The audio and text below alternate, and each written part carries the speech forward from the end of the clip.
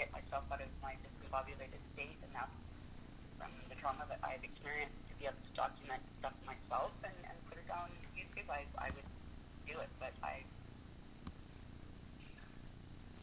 don't even, my cognitive abilities have really been damaged.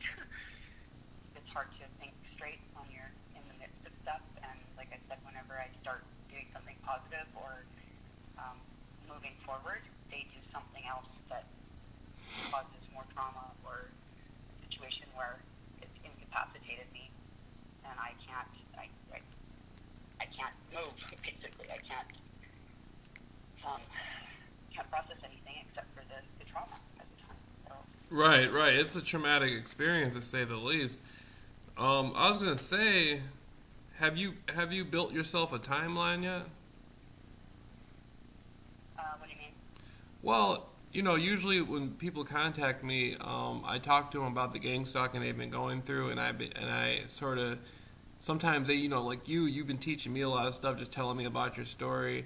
Sometimes I just teach people they have questions about different sort of strategies to use, or they have to issue with covert drugging or some remedies from electronic weapons. But I always like to tell people also to build a timeline, like from the point that this began in your life to where you are now.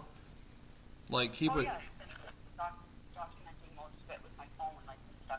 Right. That's what I'm afraid of. Like, is somebody messing with that? And now they are messing with that. I found proof of them, sanitizing my discs and my data and writing stuff and things that confirm that, like, why would they want to destroy somebody who has proof of the harm that has been done to them, by a system that is supposed to be there to protect its citizens or whatever and stuff. The authorities that are getting, they're the law, and they're the ones that are upholding the law or enforcing the law, but they're the most corrupt individuals. Like, it doesn't make sense.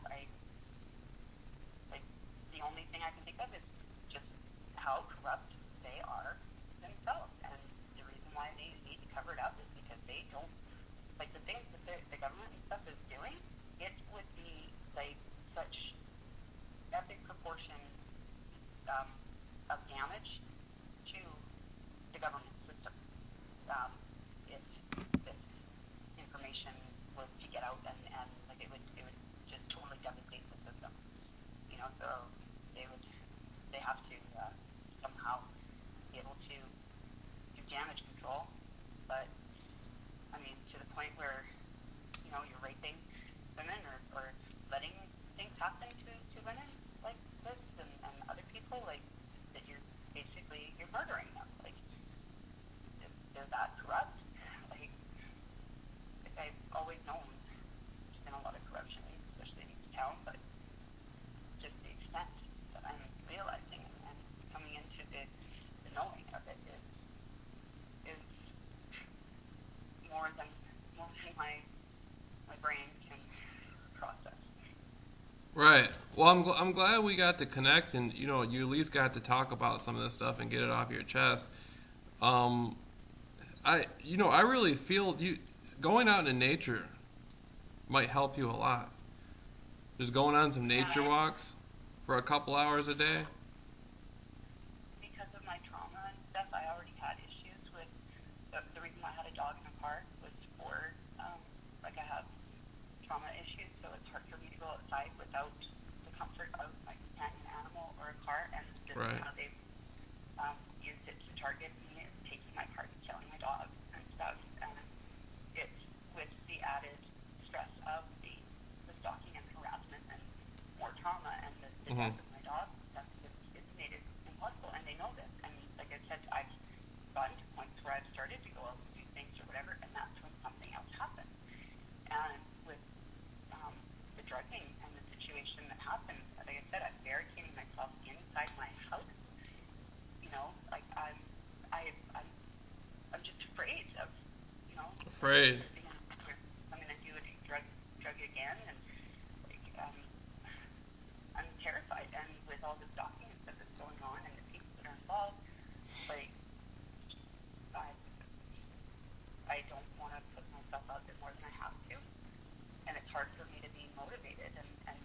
a lot of the stuff that happens when I do go out public, I notice a lot of dogs and stuff. So that's part of my harassment and stuff. Part of my targeting is the trauma of, you know, dogs and stuff. And specifically, I saw a pug too that, you know, it just, it's too hard for me to cope with. Like, there was a point where I couldn't even look at any dogs because it made me think of all the torture and the harm that my dog was going through, as well as other animals and stuff. So it was traumatizing that way. Well, you think that's why? Do you think that's why they killed your dog? What was because these people who are stalking you, they seen the connection you had with your dog, so they killed your dog in order to create further isolation, and they wanted to create further isolation by killing your dog because they stole your car.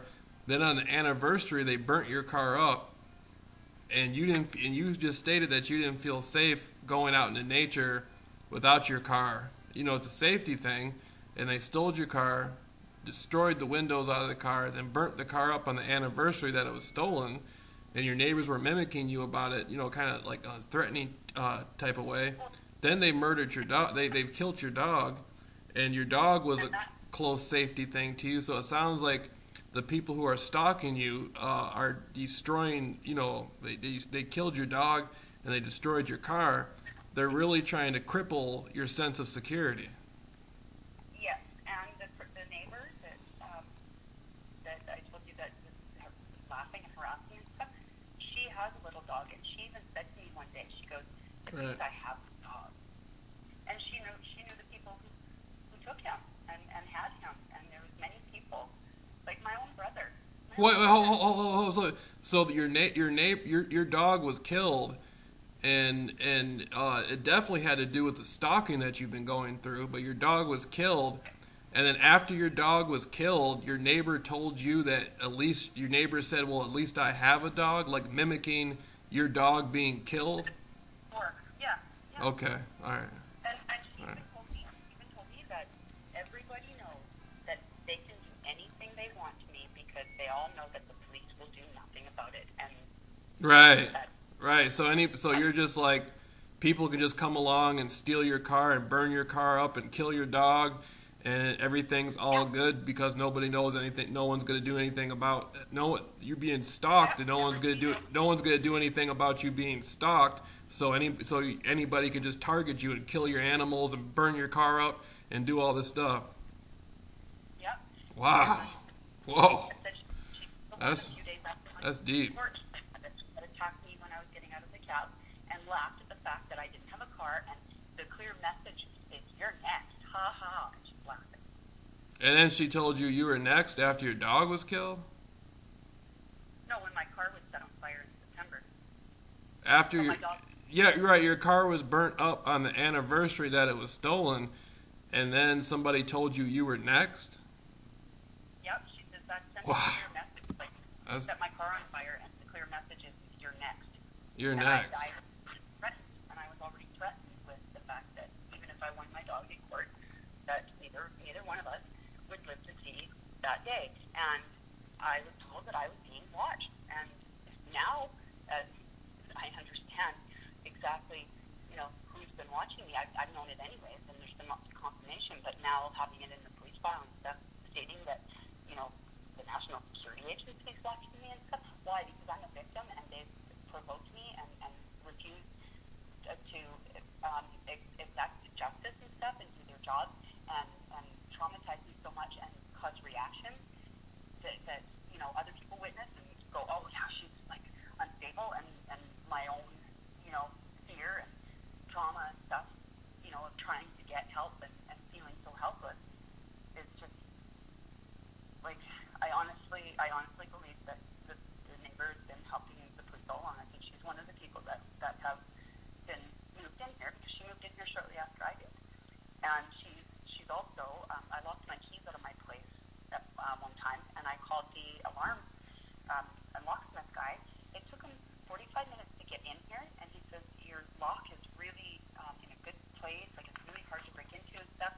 Well, I lost my keys in again one night. Well, this neighbor came up less than 10 seconds. She had my door open. She used whatever she's used to manipulate the washer and dryer and stuff, so she doesn't have to pay and whatnot.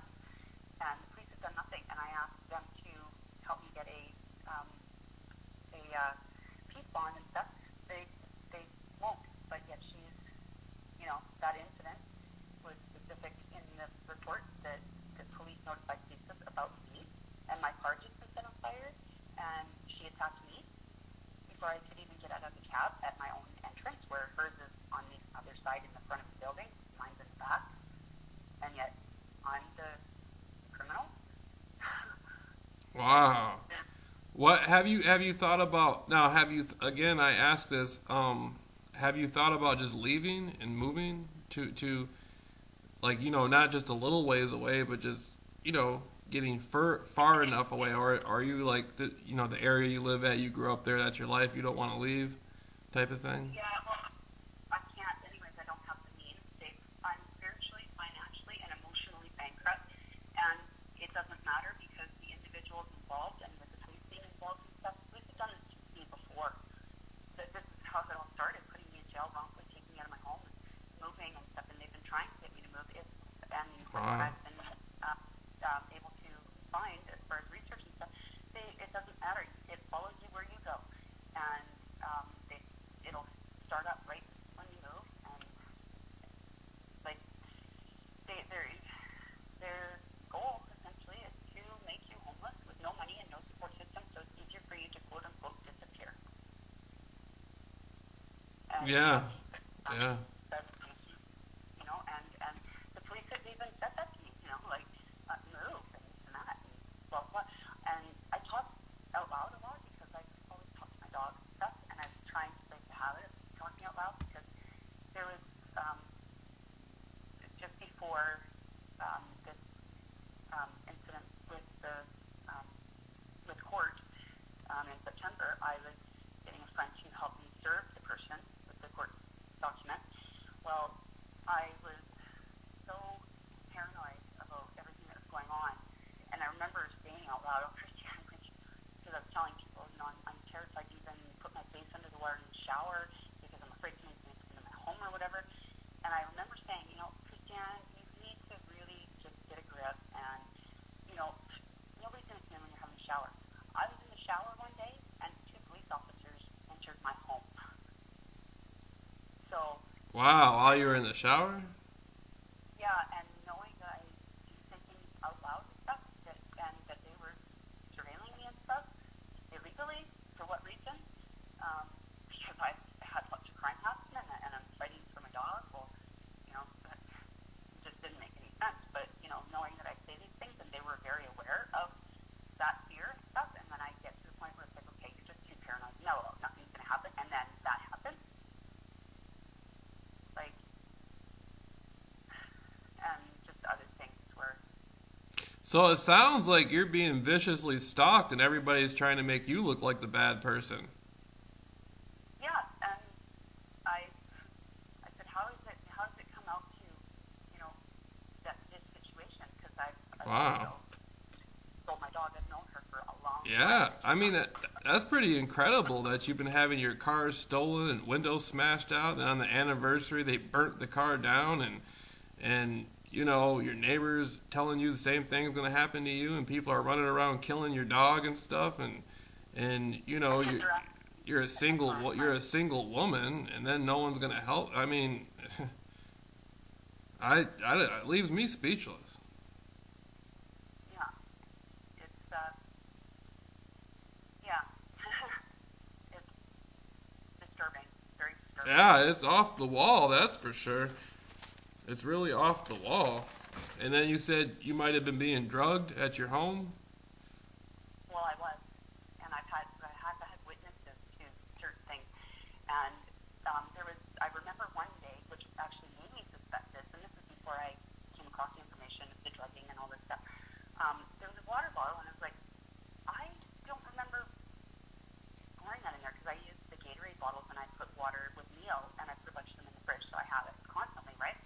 So I Mhm. just went on the counter and I was like, this is not mine, but I'm like, nobody's been here, so I drank it, and not long after that, I was out. Like, boom. And it happened many times, and then Mhm. it was just, I had weird, weird feelings. Like I said, I've been very intuitive about things. Like, some things I just come to know or understand before it happens, and Mhm. this is with my human rights advocate. I mentioned things that I suspected before they were confirmed, and it was confirmed, you know? So I started, wondering about that, and I think it was actually your video that I first heard about the drugging. You were talking about being drugged at a restaurant or something. Oh, I got. And Are you kidding? I've been drugged at several restaurants.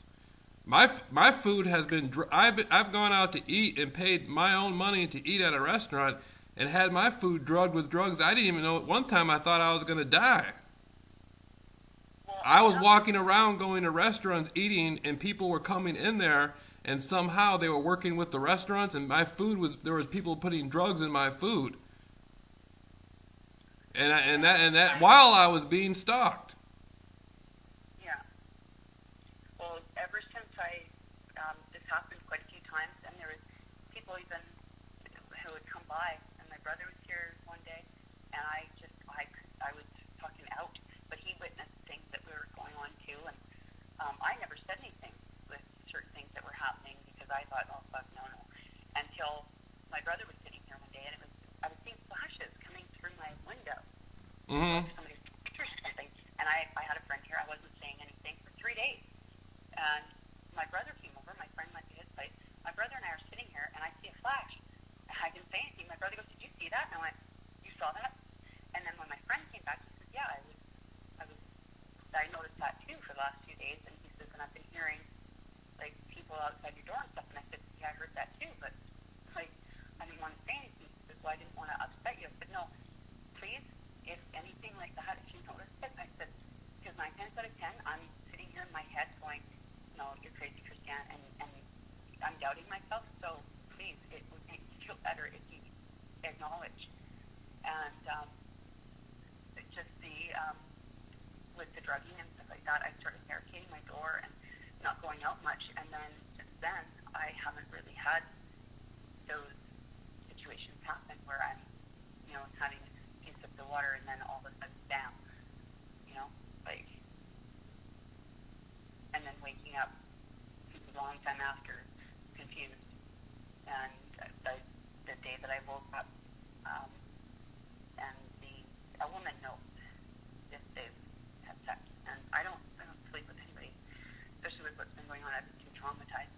But yeah, how do you go and tell your doctor or something and say, look, okay, I don't remember, but can you check this or whatever? But I had to get antibiotics. Right, and you also you said you've experienced people were hacking into your equipment, your computer equipment, or your cell phone, and it looks like people were making phone calls and using your equipment to do stuff. Yep, sanitizing my data, which means they're erasing, and it's to the point where it's not even recoverable, and also writing things, installing things on my devices, and I've Hold up, people were writing. What do you mean writing things? They were writing things. They were doing stuff on your computers, like writing people's stuff. writing data or whatever, and there's been Writing that. real-time interception of my texts and stuff. Like, as soon as I mention certain things or whatever, gone. No more communication, like, and just, it's been real-time monitoring. And I've been able to confirm this by looking in the right places in my site that show me that these people are erasing things or altering photos or whatever, stuff like that. Also tracking. There's malware with where they've recently, the other day, I came across an application application. I'm going to look right now and tell you exactly what it is. I'm on the phone that I took it in. Now, I've heard stories. Now, I've been speaking to, I'm approaching 100 different people, and there's been a lot of different people who told me that their computers, like their cell phones were being hacked, and there was numbers, like people's phones were showing numbers that were being called that they never called. They didn't know who the people, huh? 911 on my birthday, the day I found the device and confirmed that Jesus was involved. Okay, the recent one that I found in my yesterday was an application called Roses. Like Roses. Well, I look it up. It's a tracking app, add your friends and this and that. I have no option to remove it from my phone. And I looked up the things that are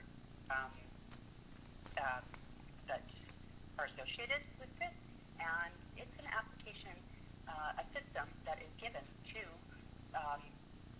like Community Watch or whatever, whoever, so they can monitor you and know where you are and stuff. I also found information and site that where they people can watch your cameras or whatever.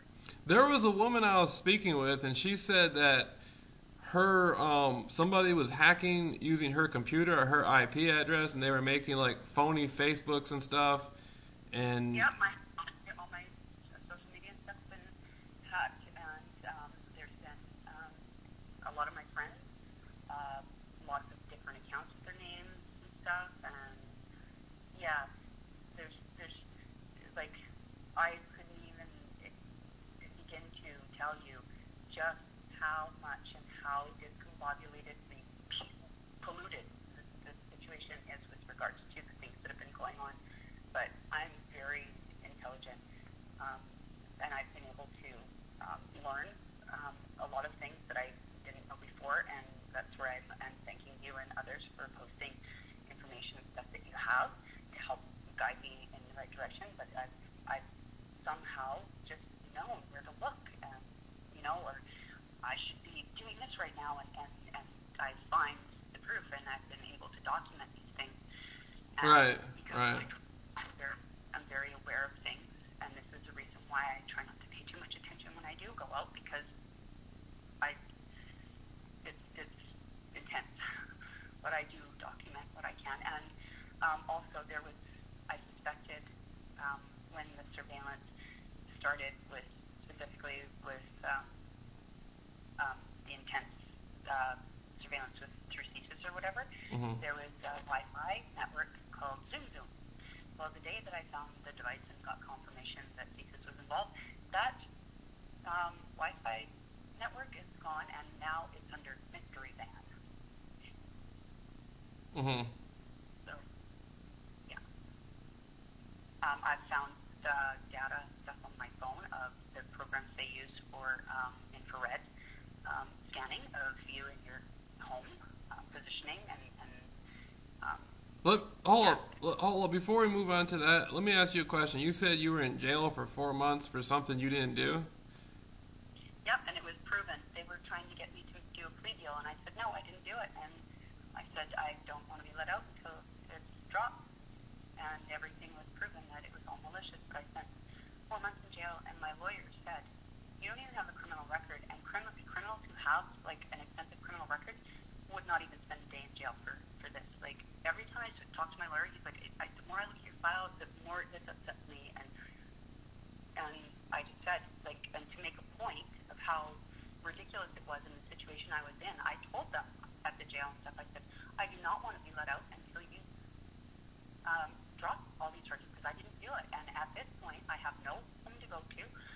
I'm being punished for things I haven't done. So I would most likely go out and do everything they would accuse me of doing, and make a statement of, like, this is where I stand, and I didn't do it, and I'm being punished for it, and you want me to plea to it. Right. So I'm not going to accept punishment and a plea and not get satisfaction doing it type thing. It's just like a, trying to make a point. And so I stayed until they dropped it all, and the only thing I got was a $100 fine for breaking the phone in the police station. And I said, that's because, and I video of it. It's actually quite comical. And now that I look back, I can laugh at it. I wasn't laughing then. They were saying, do you want a phone call, blah, blah, blah, blah, blah. And I was freaking out saying, you know, like, you guys arrested me in my home. You're saying that I was accused of this. I went to grab my phone to show you proof that this was impossible to be happening, and you didn't even let me show that, and you have me here. And then when I walked out, one of the windows in my car was smashed, my dog was gone. It's like all this stuff, and the officer that was there the morning before witnessed the fact that my girlfriend had slashed up my couch with a machete, spray painted it, and covered it in sparkles, and nobody did anything. And then she also gave them a video stating that I assaulted her and her friend. And my girlfriend was twice the size of me, and her girlfriend was bigger than that. Well, the police took about 3 months to look at it, and they did. It was the video of her. Yep, she gave false testimony against you.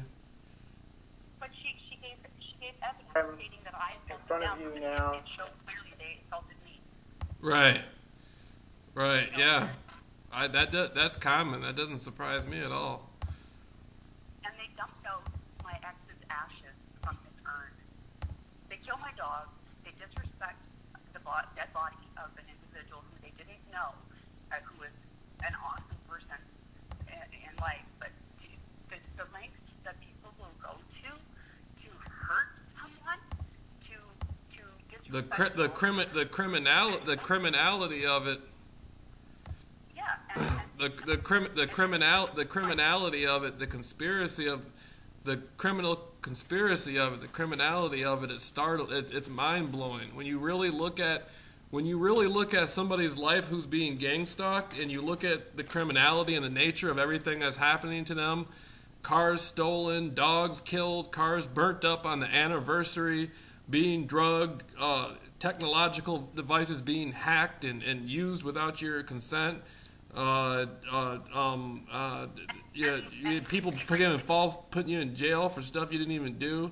You've been traumatized. People told you would be burnt up, you would be next, and you would be getting burnt. It looks like it's like Murder, She Wrote. You know. That happened at the time when my car was torched. It just so happened that very week, and I still have the voicemail. An individual who is in jail for first-degree murder, who is associated with the individuals that two have already been charged with making the counterfeit money and stuff like that. When they came and asked me if there was anything that I could think of that could, point towards what happened to my car, within a week, I had gotten a voicemail from this person who's in jail for first-degree murder, saying that he was going to send people and whatnot, and his last part of it was, and I will call it taxidermist, threatening my dog. And so I played this for them, and I told them about the threat that I got about, even if I went in court, da-da-da-da-da. You know what they said? Oh, he's not serious. He's just playing with your emotions and stuff. And I'm like, okay, so if he's not serious and he's just playing with my emotions and nobody's done anything, well, who set my car on fire then? Oh, that's right. You asked me if I set my car on fire. So I must have set my car on fire because I'm so determined to convince people that people are harming me that I'm going to destroy them. Yeah. You set your car on fire. You killed your dog.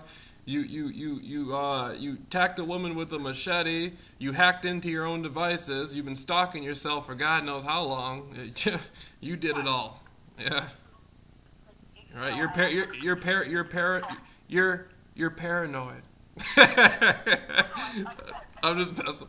Right. If I've done this stuff and I have no way to recoup and get it back, I must be absolutely batshit crazy to have to go to the point to convince somebody that I'm being harassed to take my own life away. Right. And stuff. But if I'm that crazy, how could I be so fucking intelligent to do all this stuff? And if I'm so intelligent about doing this stuff, why the hell would I do it in the first place? Yeah. And it's like, so it doesn't make sense. And I said to the officers, I said, I'm quite insulted that I was asked if I set my own car on fire. You know what they said? Well, we had to ask you that because if we didn't ask you that, you'd be wondering why we didn't ask you. And I'm sitting there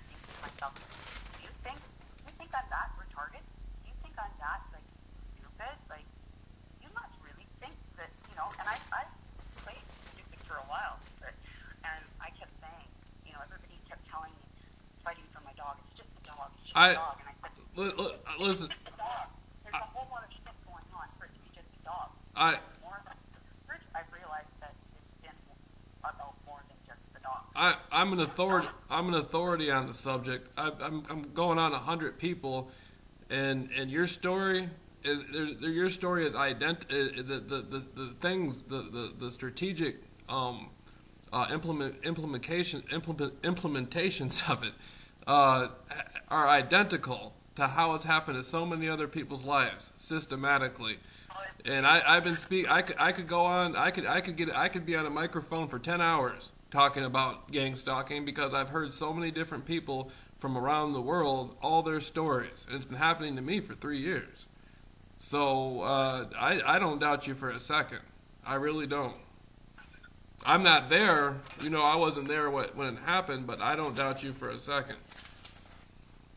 I just talk. You're the third person. You're the third person I've spoken to today who's been getting gang stalked. And if we were all to be on the phone at the same time, several other people, everybody would be saying, "Oh my God, yeah, that happened to me, and this happened to me too." And I know what you're saying. Everybody would understand what you're talking about. Because it's actually a program or whatever that's been verified by Tim Gunnarsson and other whistleblowers and former government officials and stuff on what they do, and this is what they do. Yeah, it happens. There's been now you bring that up. How is it? There's been a lot of honest people in the government who have been who got gang stalked out of their workplace. There's been people I've had people email me. Yeah. I had people email me who worked for the government for 10 years, 15 years, and they said, Jamil, I don't know how you do it. I have a college degree. I have a PhD. I had a good job at an office, and I started getting gang stalked. I lost my wife. I lost everything, and it's really that bad. And I say, well, I don't, that's how bad it is. There's people out there. They got a wife. They got a career. They got a job. They might be working in the government, and they end up getting gang stalked. They lose everything. They lose their job. They lose their money. They lose their respect. Some of them even lose their mind, and some of them even lose their life. They end up committing suicide because they can't deal with it. Right. So there is a lot of good people. There was a man who was a police officer for 11 years. He was a good police officer. He was a good guy, and he worked the beat for 11 years. He was well respected from the force, and he started getting gang stalked. He lost his job. He lost his wife. He lost his pension. Then he lost his mind, and he ended up in a psychiatric ward. And he might have lost his life. I haven't kept up with his story. He might have lost his life. He might be dead somewhere. So there's a lot of people from inside the system who have been terrorized by this stuff. There's some good people out there who've been police officers who. There's a doctor in Vancouver. I just came across this video the other day. Dr. Sean something. I'm going to pull it up. He actually has evidence of the directed energy weapon used to assault him, and he said where it's coming from. He's got it documented, and he actually looked up the actual weapon and found it, and the markings that are etched into his window that this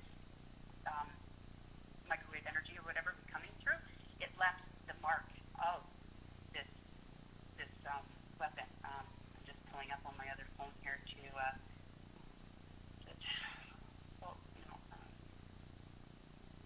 gotta.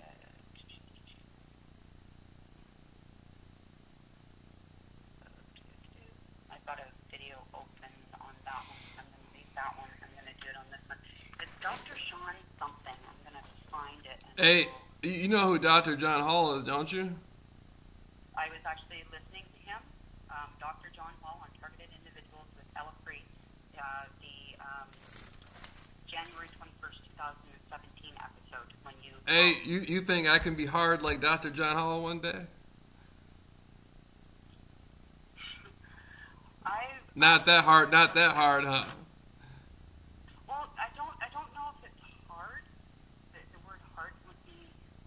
I mean hard. I mean hard. I don't mean hard. I mean hard. Like impactful. Like hard's like slang. Like, you know, like I say, like I talk about, like we talk about, say, man, Michael Jordan, like a basketball game. I say, man, Michael Jordan was going hard in that game. Hard's just slang, and so I'm saying, like, I'd be like hard like Dr. John Hall. You know what I mean? You think I can go hard like Dr. John Hall one day? I have my brim on and stuff. I would have to. I'm questioning what kind of things can be done. This is why I've been looking into the ways that they get around the legal system and stuff. Because people like Ted and other individuals that have worked with this technology and stuff that have been trying to get this information out there, if they can't be heard, how do we get a bunch of people together to bring this forward? I think I don't you know I don't really have much hope in trying to be honest with you. I'm going to be real with you. I'm going to be real with you on this one.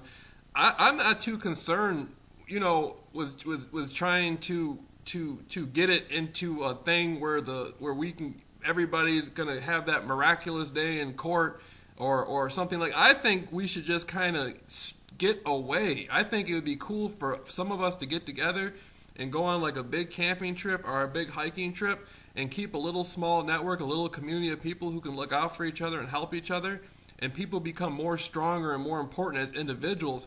I don't look to another man for my safety. I don't think it exists either. After people told me they went to the United Nations for help and they couldn't get help from the United Nations, I'm not going to put my life and my safety in the hands of another man. You know, that's why I do the educational courses I do and the work that I do. If I can't do it myself, then I'm straight on it. I don't need it. And my whole message is to empower people and get them off of dependency. You know, Yeah. It's like this may not be the best analogy, but it's like drug addicts. People when crack cocaine came along, nobody knew anything about it. Then people found out doctors were on it, guys at Wall Street were on it. It was a really bad deal, right? And then people said, we got to do something about it. We got to do something about it. And they created all these, back in the late 80s, early 90s, they created all these programs for people, and they got people some clinical help, and people got help, but you can only help people so much. If somebody's addicted to a drug, they have to do it themselves. They have to want to be clean. And there's a victim mentality out there in this gang stalking stuff, to where the people want to feel safe, they want to feel secure, and they want to do this. They want to have a good life with goals and stuff, but nobody else is going to be able to do that for them. They have to do it themselves. And there's only so much help available from an outside source. I have to tell you, this situation has led me to self-medicating, and I've been trying to get help. And I feel you. That's the other way that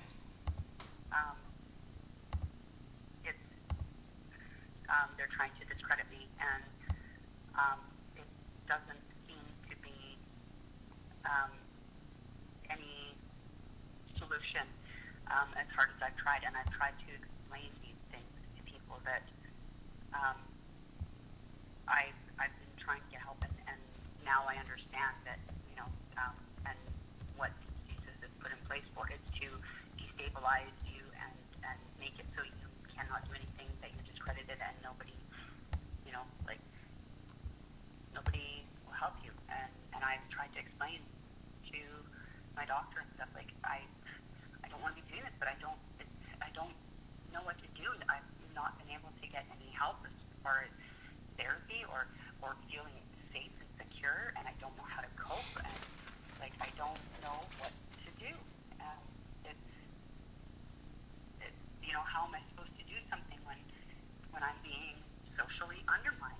The positive things that I'm trying to do are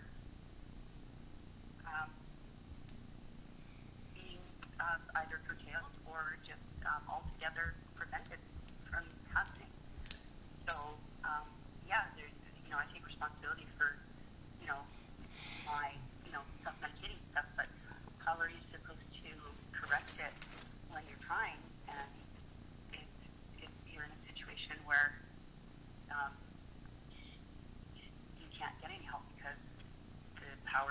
are making sure that making sure that it doesn't happen, so they can discredit you and use it as a means to say, well, you're just whatever. I hear you. I hear you. You know, again, you know, you're a woman and you've been terrorized, and your companion, they've harmed your companion. They've done some horrible things to you. That's psychological warfare. Those things are being done against you to demoralize you and put you in a state of fear, and they're trying to get a victory. So they're trying to win some type of thing over you where you feel like it's hopeless and all this stuff, but only you can give that power to them. They don't have that power. Only you can give it to them. I've had some horrible stuff happen to me, but I'm not about to let anybody have any sort of victory over my life. I can't live like that. And so, you know, I know who I am. And so I keep doing the work that I do. And I wish we could meet in person. I wish you could come down here and we could meet in person and we can work on you getting that power back. Because they've really done a number on you. I'm trying to do that, but them knowing what I'm doing and monitoring me all the time, like whenever I do something positive or start to feel good, they do something that knocks me down and prevents me from, you know, doing the things that help me get things done. Like, and it's like almost impossible to do, and taking away my main supports as far as like the church, the godmother of my son, and the things that they've done to scare my witnesses away and stuff and prevent, like, you know, it's how do I do anything when they're even intercepting my communications and stuff and messing with my data on my phone and whatnot, you know, and it's real time. Like, Right. Yeah. How, you know, it's rough. You know, it's rough. You know. Well. You know it. I found the guy. It's under beam marks in window from directed energy, and he has his name on there, Thomas Jefferson, and it's the doctor in Vancouver, and he's got the mark, and he pulled up the information and the photos of the actual directed energy weapon that he believed was used, and it has the same shape and everything that would form that exact mark on his window and stuff. So that's like they're attacking like people that are smart, that are educated, people who are free thinkers, people who will follow and believe. Like I've been told, you know, by my friend, like I said, Christianity, it doesn't matter how crazy the story sounds, it always turns out it's like you're very consistent. It's always the truth. Like people know that I'm believed, and I've always said too, like if somebody accused me of stealing a sucker and I stole a box of suckers, but nobody would find out if I didn't tell them, I'm still going to tell them I stole a box of suckers because that's who I am, you know. And I was even stating to people that I was thinking about going and doing something to get arrested, just so I could get in front of a judge to try and deal with this. And I said, but I can't do that because that would be hurting someone. I said, it doesn't mean that I would be going out and assaulting them. I could go and smash a mirror on their car. That's still hurting them. I can't do that. But what am I supposed to do? It's created like just a no-win situation, it seems like. So I've been trying to. I wish I could say some of the things that I have been able to document, some of the things that, you know, that I have or whatever. But I in front of you now. I can't say until it's, you know, at that situation. But how do I get to the point where I can even get there when I'm reading up on the way that, you know, once visas is involved or national security, it doesn't matter what you have, it gets shut down. But I know the ways that they go about doing that and making it so, they don't even tell the judge the truth and stuff. How do you go about that? Yeah, I think it's. Well, everything that they could say, I promise you, I have the evidence or whatever to back it up. So, and how do you say, well, they're lying to you judges as well to get these things. Like, and they're using the national security, whatever, to get away with it. How do you, Of course, they're lying to the judges. They don't want to tell anybody what they're doing. Exactly. And like I said, I have proof that, there was illegal surveillance on me. Why? I'm being targeted, and if they're surveilling me, too, with all the stuff that's happening, and they've even acknowledged they're always in the area and stuff, and everybody sees them, how is it that they don't see any of the many crimes that have been committed against me? It's very polluted. And how do they turn around and make me into the target criminal, whatever, treat me like that when they're clearly seeing or in the know of what's been going on. Oh, well, could it be that, they can't be exposed for the fuck-ups they really are, even though most of the people in the town here know that they're corrupt? The people that really need to know are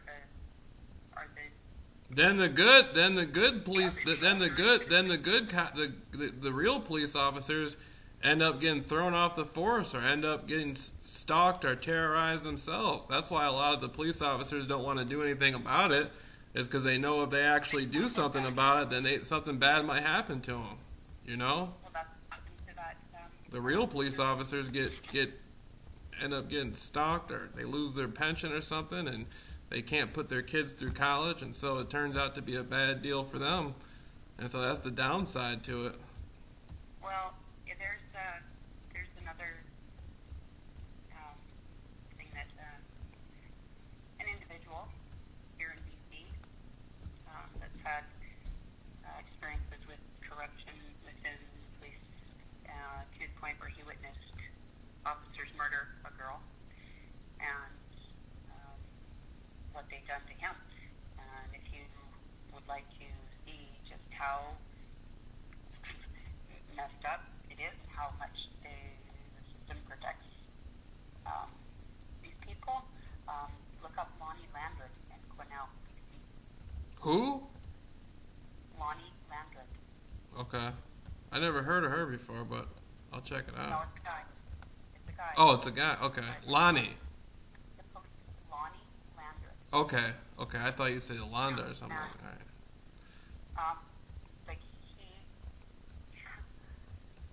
He actually was. The police tried to murder him a couple times, and he defended himself, and he actually shot one of the officers. And the other female officer that was there with the officer that killed this girl, when she left the force, apparently, I guess that's when her body was found. Ooh.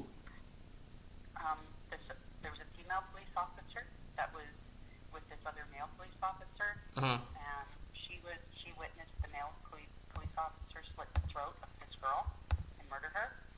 And Doesn't surprise me. witnessed this as well. But when this female police officer that was there with the murder, Uh-huh. apparently when she left the force, she was murdered by officers to make sure that that she didn't. Yep, I've heard a lot of stories like that too. Well, he even talks about how him and his friends were sitting there, and they were, his friend said, "Do you want a coffee or something or whatever?" He said, "No, I'm fine." His friend had a drink of this, and all of a sudden he was just like he was drugged, obviously. Then he went back to his place, and he said his dog he was chewing on something, and then all of a sudden his dog dropped, and he couldn't wake his dog up. And then a bunch of the RCMP officers showed up at his home in their masks and stuff and tried to murder him. Yeah. And Lonnie Landreth,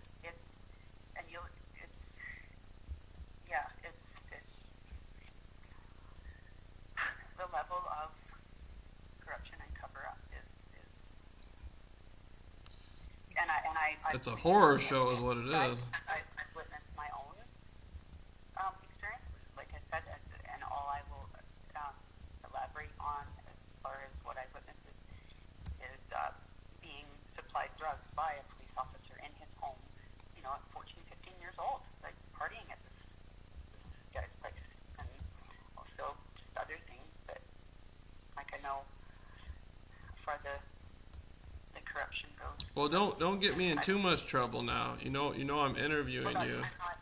I'm not. Don't get don't pull me into some stuff now. No, I'm just messing with you. I'm just messing with you, sweetheart. Well, there's things that I don't want to talk about, but I believe things because I witnessed enough to know, and I'm experiencing now to know how fucked up and corrupt the system is, and You got that right. yeah, it's so trouble has a way of finding me, for some reason people, like, I'm not talking about you, sweetheart, but there's people out there who always come around and get me swooped up in stuff. They come. One of my nicknames is Double Trouble Bubble. Yeah, people always come around and, oh, Jamil, blah, blah. Next thing you know, here we go again. Here we go. Well, my uncle asked me when I talked to him last night, he goes, what have you gotten yourself into? When I was explaining things to him, because I said, I will never commit suicide, but I said, even if I have a heart attack or something, question it, because I said they have weapons that can give you a heart attack, and they're directed energy weapons that are being used on people that cause cancer, and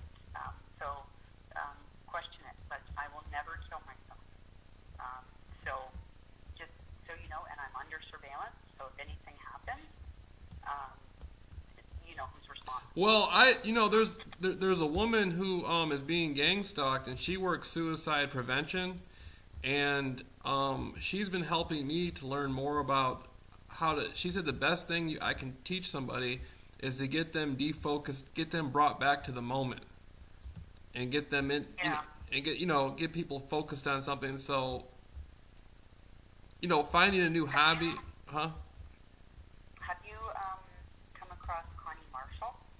I've heard her name. Who is that? She was works with the government, and she was actually able to document evidence and stuff. It was actually her channel I was watching one night, and this was after I was seeing the flashes come through my window that were like strange, and I'm wondering who's out there taking pictures and stuff. But it was flashes that I'm wondering because my blinds are closed and stuff. Well, she recorded a lot of stuff, and she had these flashes coming through her window, and she was able to even get a recording of her coworkers conspiring to kill her and stuff, and had it transcribed separately and whatnot, and like. Just talking. What?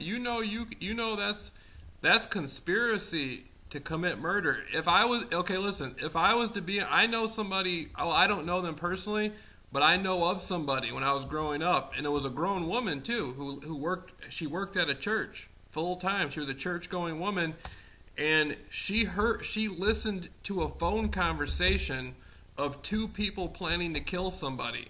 She was not participating in planning to kill anybody. She just listened to the conversation. And she didn't go to anybody and tell anybody about it. And she got hit with conspiracy to commit murder, just like they did. That's a bad mother. That's a bad boy right there. Conspiracy to commit murder.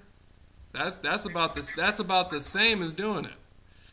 And so. There's another guy online in California. Who exposed some corruption in the police station there. He got footage. There's still stuff on YouTube. John Lang, of the gang stalking of from the police and stuff there. The day that he died, he posted online. His last post was, "Can somebody come and spend the night here? Somebody who has a gun." And he said he feels like they were going to kill him. He was stabbed in the back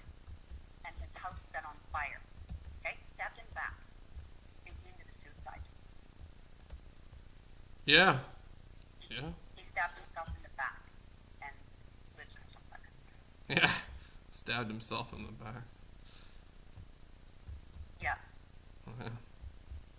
So, and he, like, again, that makes me question, how far is somebody willing to go, and how polluted does their brain have to be to want to convince people that they're being harassed and stalked so much that they're going to do that to themselves to prove a point? Like, it just doesn't make sense. And how do you stab yourself in the back? Right. How do you do that? How do you do And that? he's